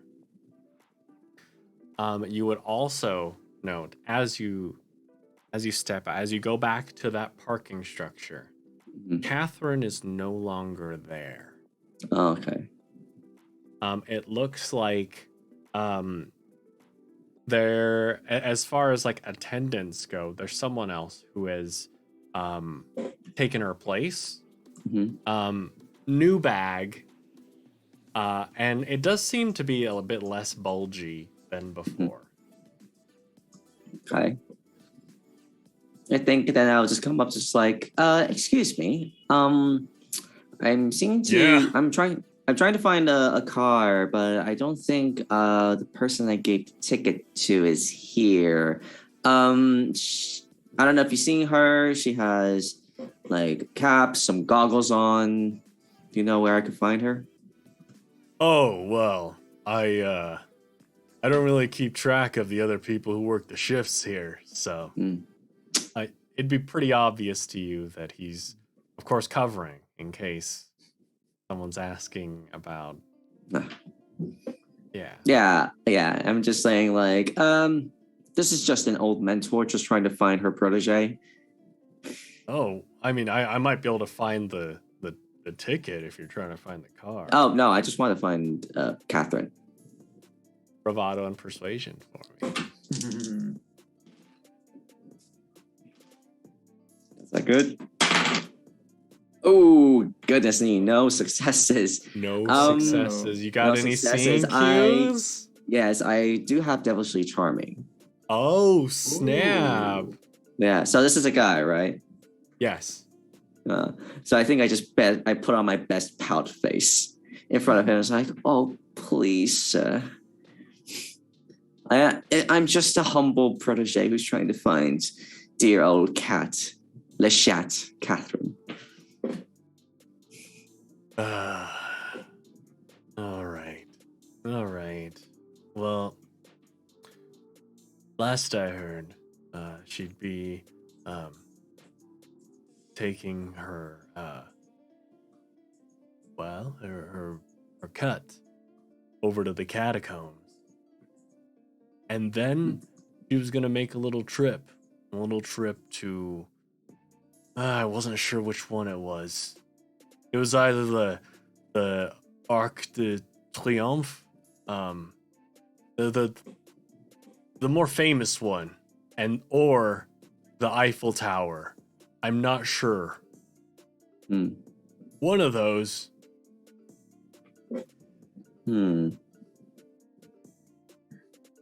That's interesting. Yeah, but I hope you find her. Okay. That sort of changes plans a little bit. Since I think we want to get this whole team. I think but then again, I don't know exactly what's happening with the team. Right. So I think Vinny, I think would like to go back. Mhm. Like knowing about this, it's like, okay, well, Catherine's doing her own thing. That's like, I think now is like, okay, got to go back, try to see how the things are going, and then see how if anything's gone wrong or anything's like gone to the gutter when Vinny's gone. So yeah, I think Vinny will go back just to check up with the rest of the group first. Okay. In terms of like, yeah. Okay. Why don't you? And I did this last time. 3 die 6, and this will be kind of like a perception check for you. Okay. 3 die 6, just no ones, right? Oh no, this will just be 3 die 6. See how many successes you got. Oh, I got none. I got a 4, 3, and a 2. Okay. In this case, I'd say the situation is largely the same, though it looks like Logan has successfully charmed the blonde woman, and it looks like Mungo has maybe a little hint of a smile on his face after walking away from this gentleman with the mustache and the navy suit. But otherwise, I'd say you probably also see Bunny, and Bunny is kind of like off on like a side wall, not really sure what to do. Yeah, but she is keeping a low profile. It's okay. Yeah. So I think I would just go up to Mungo then for the first time. I'd be like, this is the first time we actually had our interaction because we're all going off. Great. Yeah. Okay, go for it. Yeah. So I think I just like slide up to Mungo. Just be like, hey, Mungo, I'm back. It's Louis. Oh, sorry, Louis. Yeah, sorry, Louis. Pleasure. Yes. Louis Pressure, I'm back from the outing. Where did you go? Basically try to fix up Bunny to make sure that, it fits in with our little rumor that we have going around. Wait, Bunny's here? Bunny is here. At this point, I do start just looking around to see Bunny. Yeah, I sort of disguised her up a little bit so she's not as noticeable as usual. She's off at the side wall over there. and I just like kind of point to the direction where Boney's standing, not sure what to do. It's like, yeah, I've informed her of the situation right now, and I mean, it's a lot complicated that we have going on right now, but yeah, just to let you know that Bunny's here. So, honestly, she's also head over heels for you. So, don't screw this up, please. And I think Mungo has just like stopped listening to what Vinny has been saying, because he's just like looking across at Bunny with like, hard eyes. He just sort of instinctively goes like, before like even thinking about it, kind of just goes like, yeah. Anyway, but how's the situation? Like, what are we? Right. Yeah, it's actually. Sorry, I'm doing my Louis accent. I guess I don't need to. It's actually going surprisingly well. I've talked with a couple people, and they seem to be giving us good marks. So Wait, good marks? So there's like a checklist? Oh, yes, of course you missed that as well. Yeah, Yes. I missed out on a lot of stuff.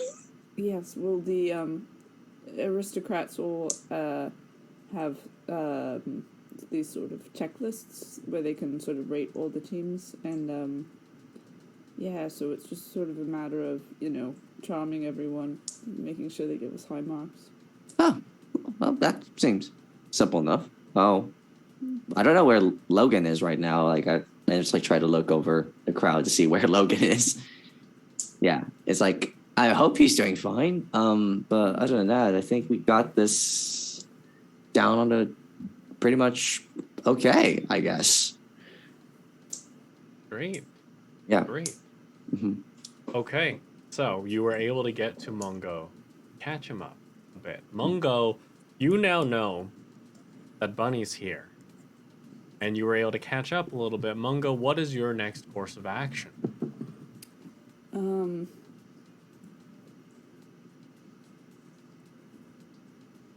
See, I know what Mungo wants to do, which is go over and talk to Bunny.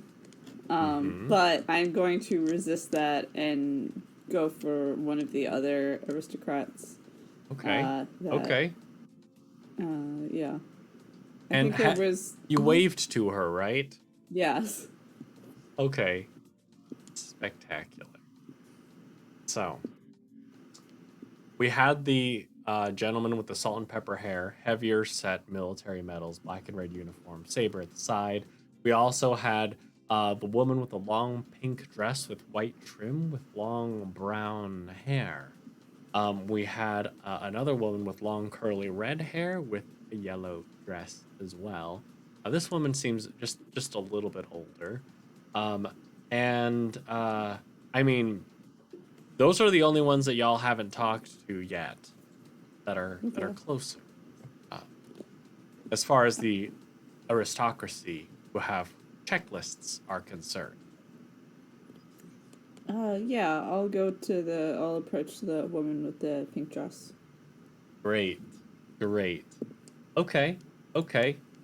So, in this case, what I would love is for Vinny to do another perception with 3d6 for me. Okay. Ooh, that's way better. So I got 2 successes on that. Excellent. So what you'll see is that as Mungo goes up to the woman with the long pink dress, there are 2 people who are watching Mungo very closely. Bunny, who tried to throw a little wave in inconspicuously, but then sees Mungo walking somewhere else. And also the woman that Mungo had been talking to earlier, who is talking with Mungo's parents, right? So, Cool. Mungo, you go up to this woman with long brown hair, long pink dress, white trim. How do you approach? What do you say? Are you Louis Pleasure or are you Mungo right now? I'm still working under the alias of Louis, I think. Okay. Still dressed like this. Still trying to avoid my parents, I guess. So yeah, I'll once again I'll take off my cap and I'll just sort of say, Madam. Hello. It's and you note that when she notices you coming up to her, she seems to have like a little bit of a smirk on her face. How was your evening going? Oh, it's quite well, very good. Yeah. Just what a beautiful location. Oh yes, of course. You might say the highest class sort of function. Do you attend things like this a lot? Oh. And you notice her smirk widens just a little bit more. She says, "Oh yes, all the time. Why, do you want to accompany me to one?"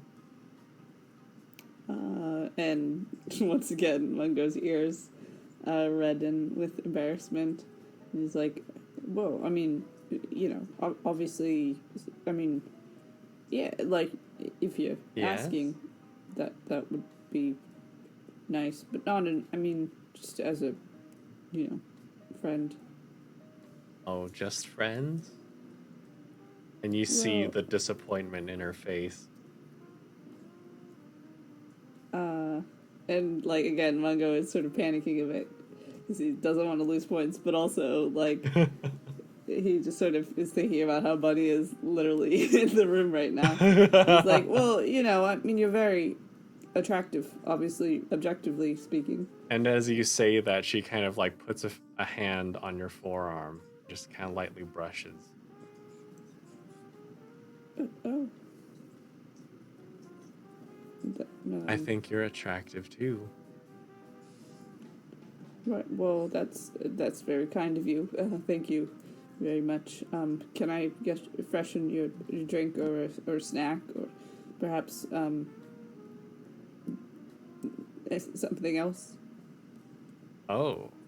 I mean, if you're offering something else. I mean, not like maybe I could. Let's go snack. Okay. Yes. And she'll put her like hand in the crook of your elbow and start leading you towards the refreshments, the various breads and pastries and the like. Mungo goes very stiffly. It's just afraid to even like draw a breath. Just like. I need both Vinny and Logan to roll 3 dice 6 perceptions for me. Why do you make this so complicated? I'm the one supposed to be flirting with people, not you. I'm the one supposed to be causing problems by flirting. Feels weird. Mungo Now I know how you guys by feel. accidentally falling into flirting, which he is not trying to do. Okay, only one success. Okay. How about Logan? Works better if I unmute myself. Yeah. That's a 6 for me. 1 success?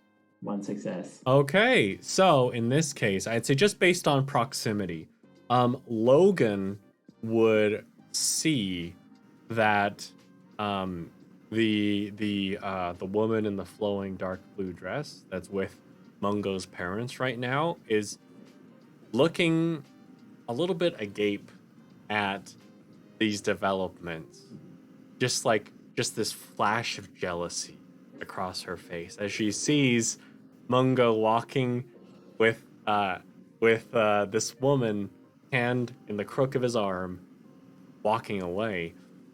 Vinny would see Bunny looking, and just this like sadness on her face. No. And you can see that she's not quite sure what to do right now. She's not quite sure like what to do with her hands, where she should go, and she starts heading towards one of the exits. Now, I'm going to go over to Logan real quick as Mungo is being led away to the refreshments. Logan, you've got a bit more information right now. What would you like to do?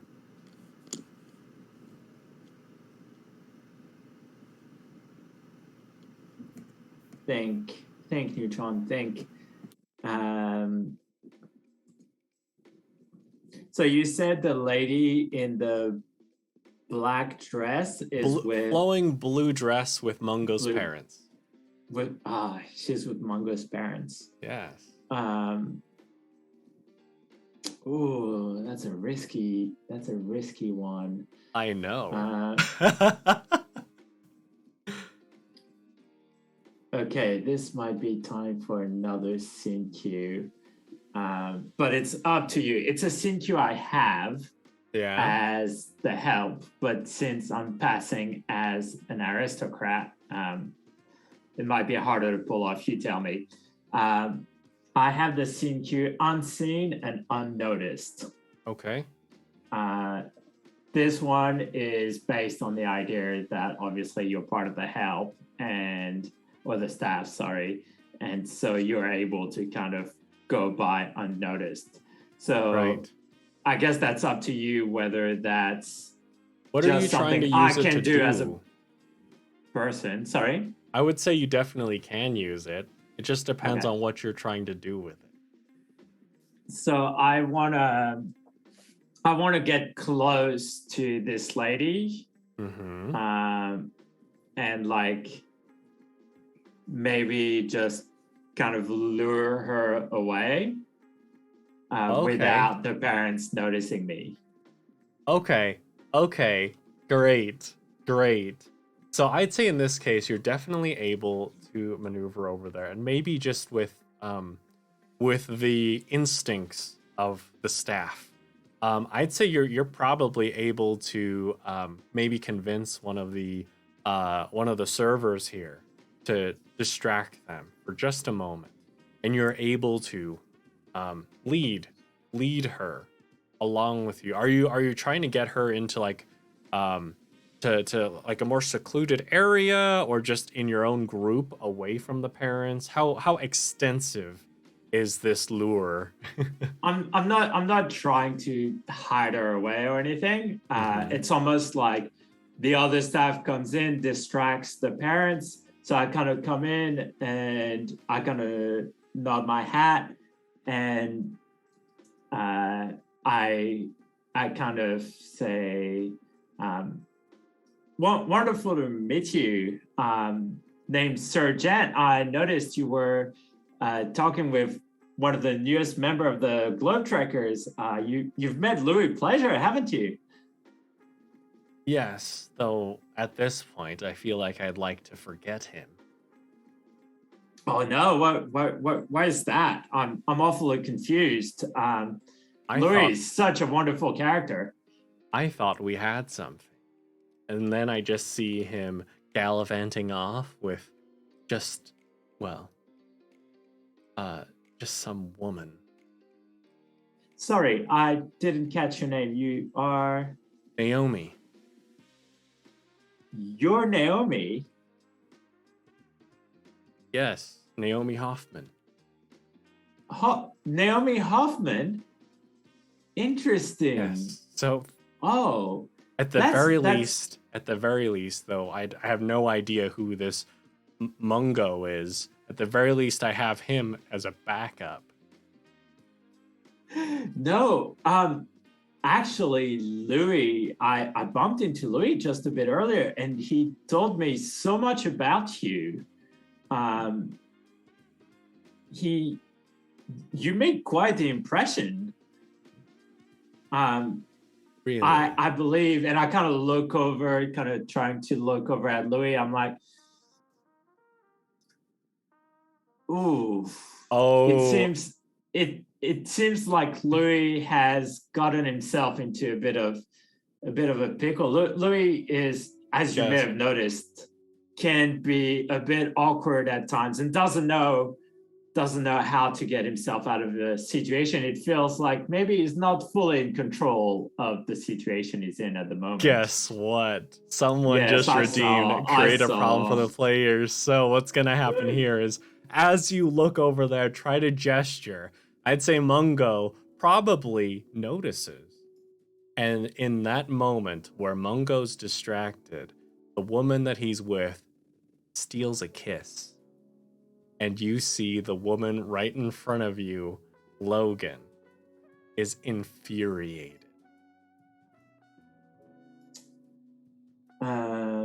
Okay, let me think. And Bunny too, I imagine. Oh, we'll get there. Oh, no. Go left or When I right? get to Vinny. Oh gosh. So, Logan, you know what? I'm going to jump over to Vinny so you can figure out how you're going to deal with this chaos right now as you're with Naomi, and you would see the anger on her face as she also reaches into a pocket to take out her checklist. Her checklist where she has already marked Globe Trekkers 3-star, 3-star, 3-star. Can I I've got an idea real quick. And you can tell me whether I'm faster than her or not. But I've got a sin cue, which is my surprising skill, which is pickpocket. And I know, I look at this situation, I'm like, there's no way I can bring us back from this. But I know there's already 3 stars on that card. And so I want to be like, when I sit, I just want to be shocked and just be like, oh my gosh. And like grab her to like turn her away and be like, I don't know what's happened. And as I kind of turn her away, I want to try to see if I can pickpocket that card. And so she can just be like, so she can't change her score no matter what happens because I've got the card. Great. Okay. Yeah. So in this case, yeah, you're able to distract her. And it's like, just in the course of her anger, you're able to snatch that card from her. But I might have a little more chaos to throw in for you because she has not put her seal on this card yet. Oh, gosh. Now, with that, I'm going to jump over to Vinny. And Vinny, you see this woman steal a kiss from Mungo. And I am shocked. I am both proud and shocked about this. It's like the expression. Oh. Yeah. What you gonna do? So I don't think Bunny sees this, or Bunny does see it. Like as she is walking towards the exit. Well, let me leave this up to a roll of the dice. Okay? So, you don't want her to see it. I'm gonna do, as always, I'm gonna rock a little perception check. I will cut it down to 2 dice. And in this case, you really hope she doesn't succeed.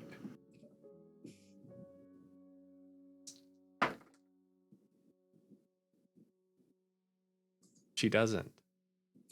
She's running out. She's going for the exit. Okay. What are you gonna do, Vinny? Yeah, so I think just slide up to her. It's like, whoa, Bunny, where are you going? Didn't you see? Bunny, you know Mungo better than I do, and you know that sometimes when he is approached by a problem, he doesn't really have the courage to say no to it. But the reason why he's able to go through those problems is because he has us, his companions, his friends, to help him say no for him. Or at least give him the courage to say no, at least. But she grabbed his arm, his bicep, his magnificent bicep. Well, that is true. He does have he's been working on those arms for a while, actually. Jesus, he's super buff underneath. No, but that's the thing, you know. But you know how buff he is underneath? Dude, I've seen him lift stuff before. Come on. What have you seen him lift? I thought that was our thing. I don't know how exclusive you guys are, but honestly, you guys should get yourself sorted. But anyway, that's not the point. Exclusive. Inclusive. I don't know. Oh God, you guys are throwing me through a loop. Jesus Christ. All right. Anyway, point is, as a person who you love Mungo more than anyone else in the world, right? Yeah. Yeah. Why are you running away? Why are you running? You told me that he might be doing things that like smooching, and I'm just I don't know if I can watch that. I don't know if Yes. I can stand by and see the person I love do that. Yeah. Well, you know what? Given the fact that this has gone on a little bit too far, I say you go and show how much you love Mungo, and make sure to show that girl who took Mungo who's boss. Okay. Okay, great. If you truly love him, take that initiative and just snatch the guy away from the people who seem to do his thing. I don't know. Excellent. Yeah. So in this case, yeah, while that's going on, we have two women who are storming towards Mungo, whilst Mungo is being led to the food and the drinks. Mungo, as this woman has led you here, and she's picked up a little hors d'oeuvre, like 2 of them, and is trying to feed one to you. I need you to roll a perception real quick. 3d6, please. All right.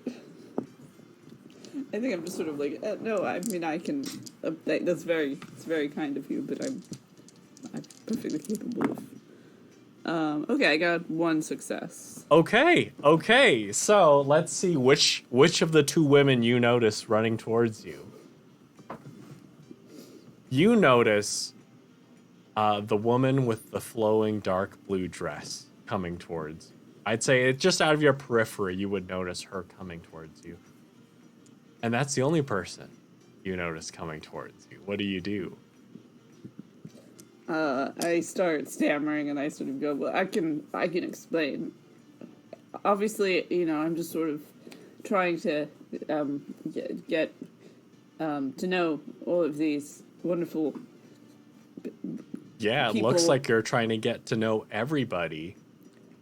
Well, I mean, there's, obviously there's an element of, playing the game. Not that I'm a sort of person who This plays... is a game to you? No, well, no. Listen, I'm sorry, I can't do this. You're both very nice women, but I am not interested in a... It's I'd love to sort of discuss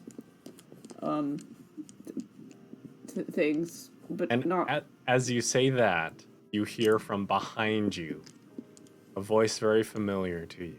Of course, it's the voice that is music to your ears, but you hear the sadness saying, "You're gonna discuss things with them?" As you hear Bunny behind you, you are surrounded on all fronts, and at this point, I need everyone to roll 3d6 for me. Oh boy.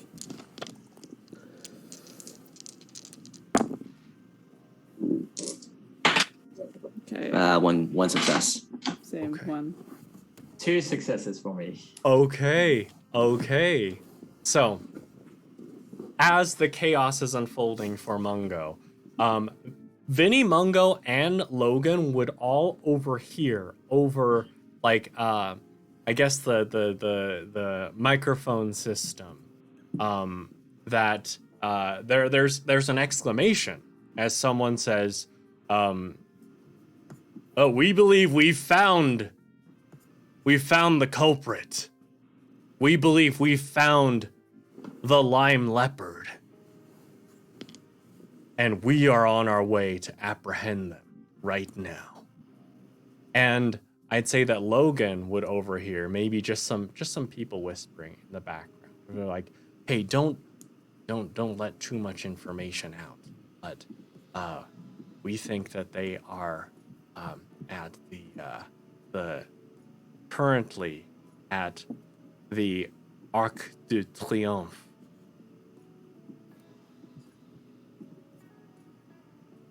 Logan would get that just little extra bit of information. Now, with chaos unfolding all around Mungo, with, well, the potential culprit of the robbery, the theft of the piece of art. Potentially, everything's going down. This is where we'll leave things off for this session. I'm sorry I've gone over just a few minutes, y'all, but this is the end of part 2. We will meet again for part 3 sometime soon. But y'all are wonderful. Thank you so much. Oh my gosh. Oh my gosh. The chaos. The chaos. Jesus. Oh boy. I'm so sorry, Mungo. I'm so sorry. I would not want to be Mungo right now. Are you No, sorry? what my plan was pretty much like try to at least, get Bunny to at least fend off the woman, but I didn't realize she'll be caught in that crossfire. So yeah. Well, Great. it is. I think Mungo is at least partially responsible, if not more so. So Damn. Awesome. Well, thank y'all so much for playing. You've been absolutely wonderful. Thank you. Hang on. I'm gonna throw down a few things real quick for anyone interested in checking out the game. This wonderful game of Flabbergasted. I have posted a link in the chat. Y'all should definitely get your hands on it. It has been a delight. I love running it. I love playing it. It's so much fun. And for all our viewers, thank you so much for being here. You've been absolutely incredible. Thank you so much for tuning in. I hope I'll see you again for part 3 to see if they get to the bottom of this, if they're able to make those good impressions, and what happens with the Lime Leopard.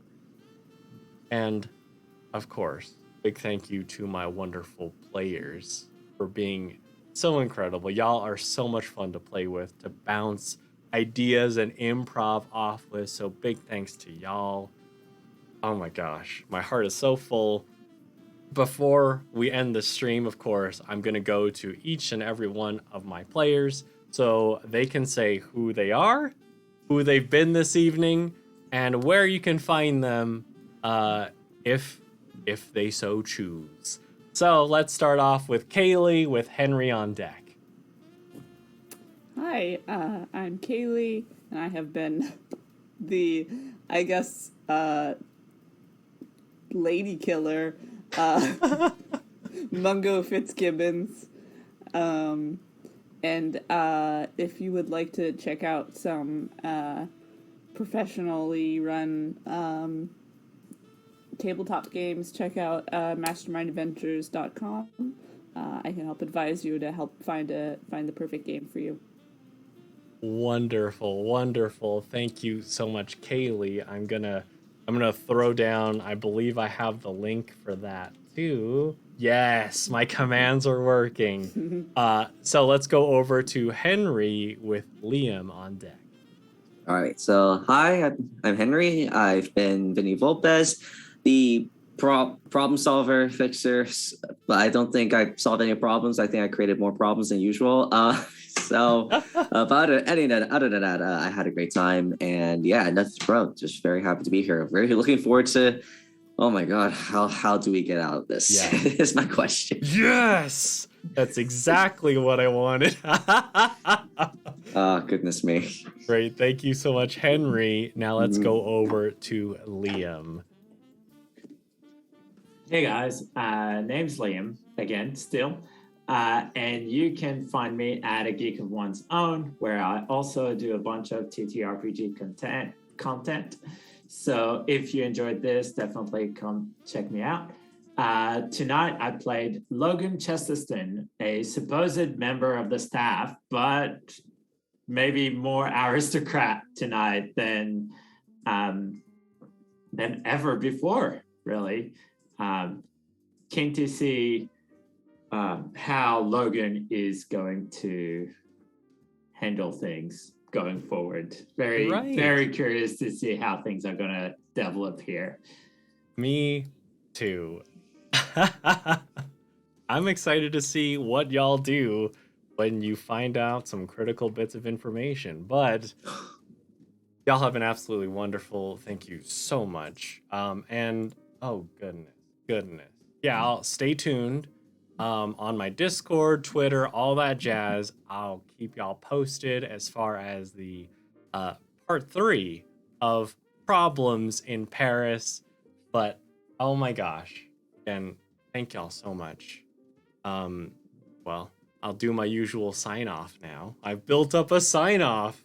So wherever you are, whenever it happens to be, I hope you have a wonderful morning, afternoon, or evening. Until next time, stay safe and take care. Bye. Bye. Thanks for watching. Thanks, Matt.